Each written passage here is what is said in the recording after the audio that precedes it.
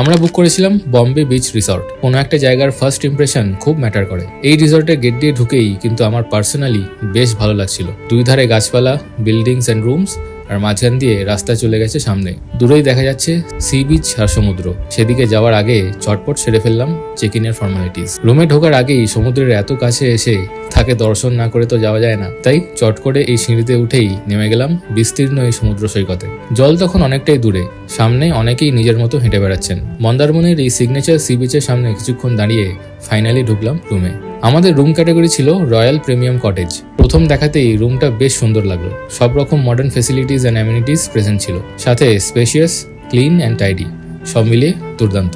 তখন অনেকটাই বেলা হয়ে গেছে, তাই আমরা অর্ডার দিয়ে দিলাম লাঞ্চ। কিছুক্ষণ পরেই খাবার চলে এলো রুমের ভেতরে। সেদিন লাঞ্চে আমরা খেলাম মিক্সড ফ্রাইড রাইস আর চিলি চিকেন। খাবার বেশ টেস্টি ছিল, অ্যাটলিস্ট খিদের চোটে তো তাই মনে হয়েছে। ওভারঅল পেট ভরে খেয়ে দিয়ে একটু রেস্ট নিলাম রুমের মধ্যে।